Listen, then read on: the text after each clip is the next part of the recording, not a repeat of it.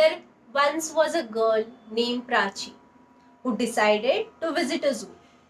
She went into the zoo, she started roaming here and there, she was enjoying the beauty of the zoo, enjoying the beauty of the animals, she was admiring them, she was capturing their pictures, and suddenly she saw a tiger.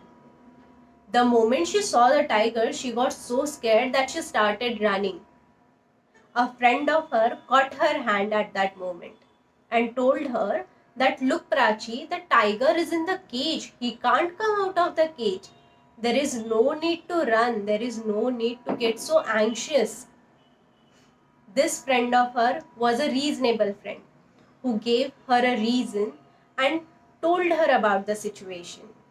On the other hand, other friend of her caught her hand and told her that, "Look, Prachi, the tiger is not just in the cage, but we are also surrounded by so many people.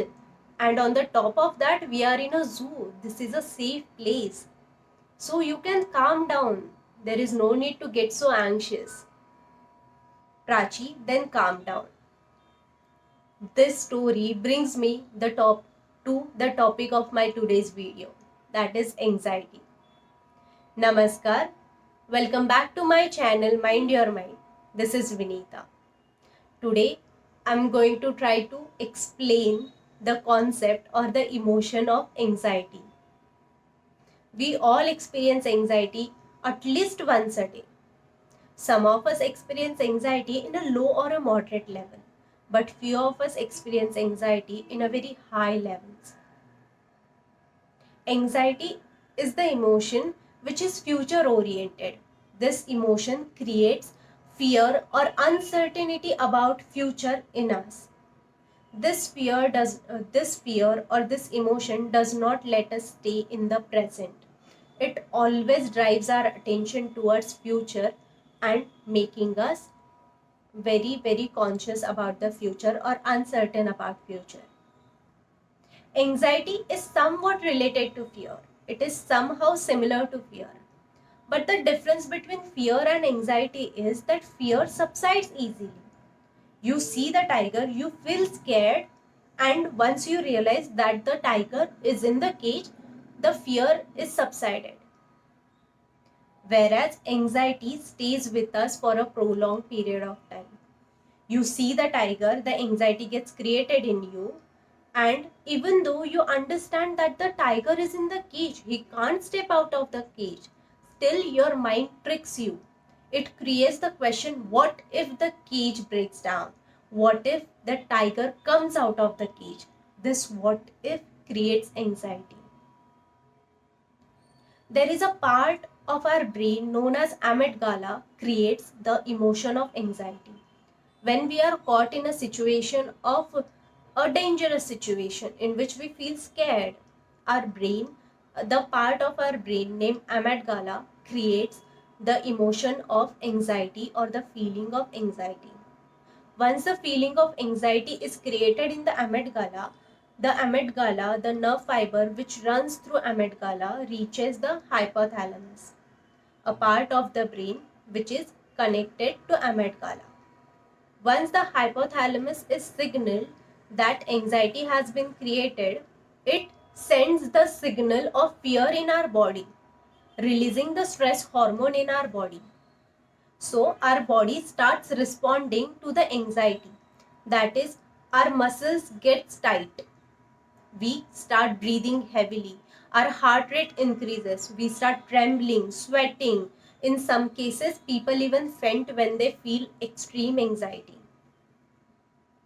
In normal people, when anxiety is created in their brain, various parts of their brain gets activated, creating the response of fight and flight. So in normal people, the mechanism of anxiety works something like this. When the amygdala is triggered, creating the response of anxiety, signaling the hypothalamus, creating tension in our bodies, a part of our brain known as prefrontal cortex, that is the front part of our brain, which is responsible for creating reasons, gets signals or gets triggered when the anxiety is created. The prefrontal cortex then signals our brain telling him that, look, we are in a safe situation.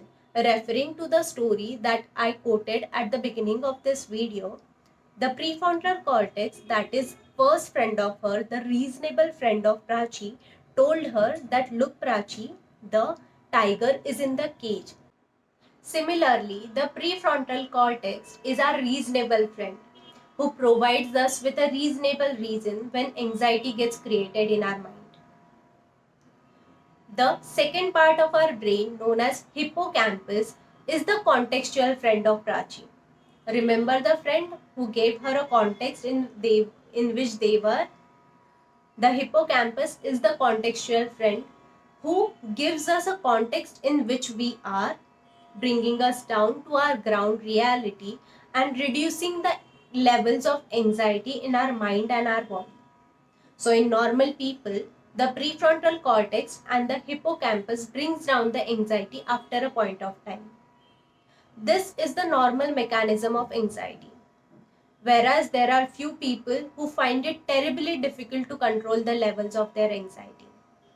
So in those people, the prefrontal cortex and the hippocampus, there is some kind of imbalance in them, creating high levels of anxiety, or somehow not able to create or control the levels of anxiety. So in this week, try to observe your bodies. Try to be mindful about your bodies. Understand when you feel anxious. Understand how much time you stay anxious. Observe the levels of anxiety that you all experience. It will bring us to the next topic of my video, that is reasons for anxiety, which is normal anxiety and which is abnormal anxiety. In the next videos, I'm going to talk about the levels of anxiety, what is normal anxiety, how dance movement therapy can help reduce anxiety. Till then, keep dancing, keep moving, keep feeling.